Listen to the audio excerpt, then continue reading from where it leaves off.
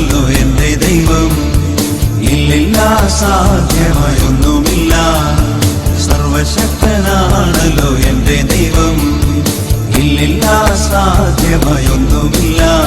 അഖിലാണ്ടത്തെ നിർമ്മിച്ചവൻ N പിതാവല്ലോ എന്നാനന്ദം.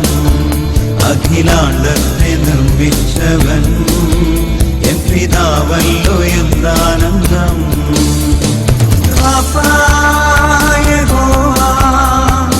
എന്നെ സൗഖ്യമാക്കും ശമ്മായ യഹോവ എന്നും അവനുണ്ട്. യഹോവ എന്നെ സൗഖ്യമാക്കും ശമ്മായ യഹോവ എന്നും അവനുണ്ട്.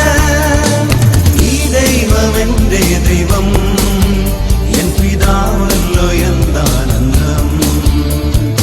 ഈ ദൈവം എന്റെ ദൈവം, എൻ പിതാവല്ലോ എന്താനന്ദം.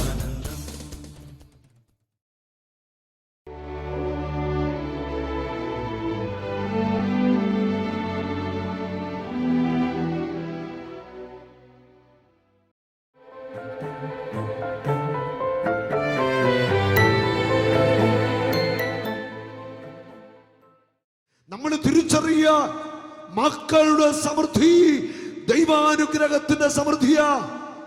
ഇവിടെ ക്രിസ്ത്യാനി പെരുകുന്നില്ല, അവന്റെ വംശം തീർന്നുകൊണ്ടിരിക്കുകയാ, അറ്റുപൊക്കൊണ്ടിരിക്കുക വംശം. അതുകൊണ്ട്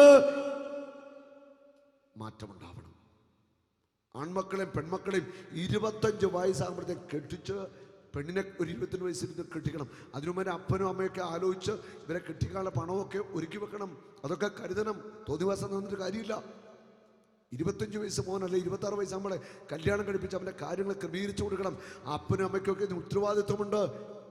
അല്ലെങ്കിൽ ഇവിടെ ഒരു 8, 10 അല്ലെ 15 വർഷം കഴിയുമ്പോൾ ഇവിടെ ക്രിസ്ത്യാനി മൊത്തം വംശനാശം വന്നു. ഇപ്പം ആകെ 2.5% ഉള്ളൂ.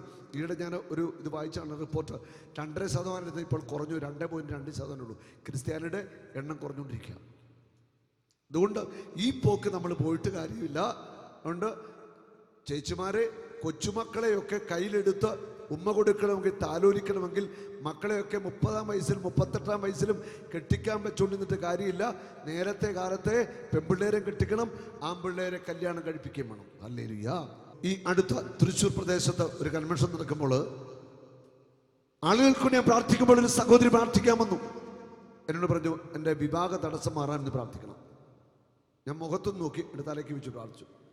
പ്രാർത്ഥന കഴിഞ്ഞ് ഞാൻ ചോദിച്ചു, എത്ര വയസ്സായി? ആ പെണ്ണോട് ചോദിച്ചു, 38 വയസ്സായി. ഞാനൊന്നും മിണ്ടിയില്ല. എന്ത് പറയാൻ, ഒന്നും പറയാനില്ല.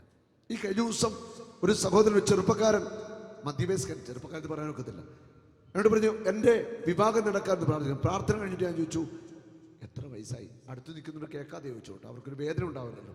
ഞാൻ ചോദിച്ചു, എത്ര വയസ്സായി? 48 വയസ്സായി. ഞാനൊന്നും മറുപടി പറഞ്ഞിട്ടില്ല. വിവാഹം കഴിക്കാൻ ഒരു സമയമുണ്ട്. 48-ാം വയസ്സിലല്ല കല്യാണം കഴിക്കേണ്ടത്. Hallelujah, hallelujah. ഇത് വളരെ ഗൗരവമായിട്ട് കത്തോലിക്ക വിശ്വാസികൾ ചിന്തിക്കേണ്ട ഒരു കാര്യമാണ്. മക്കളുടെ സമൃദ്ധി പെരുകണം. വചനം പറയുന്നത് പെരുകണം. മക്കൾ പെരുകട്ടെ. കുടുംബത്തിൽ, നമ്മുടെ കുടുംബത്തിൽ 8-10 മക്കളുണ്ടാവട്ടെ. നമ്മുടെ കുടുംബത്തിൽ വൈദികരുണ്ടാവട്ടെ. നമ്മുടെ കുടുംബത്തിൽ സന്യാസികളുണ്ടാവട്ടെ. നമ്മുടെ മക്കൾ ദൈവരാജ്യ വേലയ്ക്ക് ഇറങ്ങട്ടെ. കുടുംബം എന്ന് പറയുന്നത് അപ്പനും അമ്മയും 2 മക്കളും ചേർന്നല്ല കുടുംബം.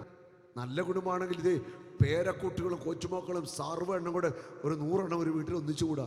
ഇതാ മക്കളെ കുടുംബജീവിതം, സന്തോഷവും എന്ന് പറയുന്നത്. എന്ത് രസമാണെന്നറിയോ? വല്യപ്പനും വല്യമ്മയ്ക്ക് എന്തൊരു സന്തോഷമാണ്. മകന് 8 മക്കൾ, മോക്ക് 16 മക്കൾ, എല്ലാം കൂടെ ചാടി ബഹളം വെച്ച് ഊരുണ്ട് മറിഞ്ഞ് വല്യപ്പൻ്റെ മുതുകത്ത് കയറി എന്തൊരു സന്തോഷമാണ്. Hallelujah, hallelujah. ഒരിക്കൽ ഒരാശുപത്രിയിൽ ഞാനിങ്ങനെ നിൽക്കുകയാണ്. ഒരാശുപത്രിയിൽ ആരെയും ഞാൻ കാണാൻ ചെന്നു. ഞാനിങ്ങനെ ആശുപത്രിയിൽ ആ രോഗിക്ക് വേണ്ടി പ്രാർത്ഥിച്ചിട്ട് വരാന്തയിലോട്ട് ഇറങ്ങുമ്പോൾ ഇതാ ഒരു ജാഥ വരുന്നു.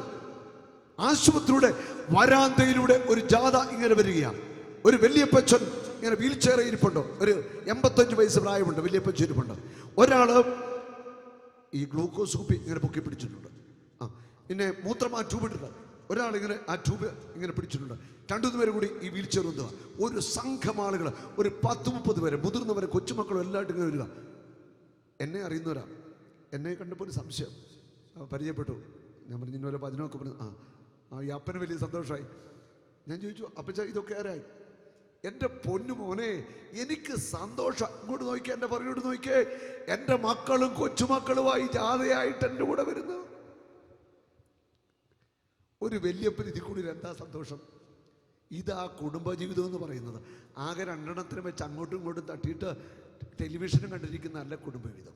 ഹല്ലേലൂയ. അതുകൊണ്ട് മക്കൾ പെരുകണം. ധാരാളം മക്കൾ നമ്മുടെ കുടുംബത്തിൽ, ധാരാളം കുഞ്ഞിക്കാർ വരട്ടെ. കുഞ്ഞുങ്ങളൊക്കെ ഓടിച്ചാടി മറിഞ്ഞ് കളിച്ച് വല്യപ്പൻ്റെ മുതുകത്ത് കയറാനും അമ്മയുടെ തോളെ കയറാനൊക്കെ പേരക്കുട്ടികൾ വരട്ടെ. 8-10 കുട്ടികൾ വരട്ടെ. ഇതാണ് സന്തോഷം, ഇതാ കുടുംബജീവിതം. അതിലേക്ക് ഞങ്ങളുടെ മനസ്സിന്റെ ചിന്ത ഉയരണം. ക്രൈസ്തവ കുടുംബങ്ങളിൽ മക്കൾ ഉണ്ടാവണം, മക്കൾ പെരുകണം.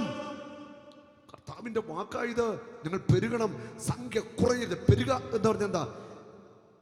2 1 + 1 = 2, 2 + 1 = 3. പെരുക എന്ന് പറഞ്ഞാൽ 2 × 2 4, 4 × 2 8, 8 × 2 16. അതാണ് മൾട്ടിപ്പിൾ ചെയ്ത് പെരുക എന്ന് പറയുന്നത്. പെരുകണം. ഹല്ലേലൂയാ. കുടുംബജീവിതം സ്നേഹിക്കാനുള്ള ജീവിതമാണ്. കുടുംബജീവിതം സ്നേഹിച്ചു തീർക്കാനുള്ള ജീവിതമാണ്. പെരുകണം. ക്രൈസ്തവൻ ഇവിടെ അറ്റുതീരരുത്. ക്രൈസ്തവന്റെ വംശനാശം ഇവിടെ സംഭവിക്കരുത്. അതുകൊണ്ട് ധാരാളം മക്കൾ നമുക്കുണ്ടാവട്ടെ. സന്തോഷം നിറഞ്ഞ കുടുംബജീവിതം ഉണ്ടാവട്ടെ. ദൈവത്തിനു നിന്നിലെന്തു പ്രതീക്ഷയാണെന്നോ, എന്തു പ്രതീക്ഷയാണെന്നോ, ആ നല്ല ദൈവത്തിൻ പ്രതീക്ഷ തകർത്തിടരുതേ, തകർത്തിടരുതേ.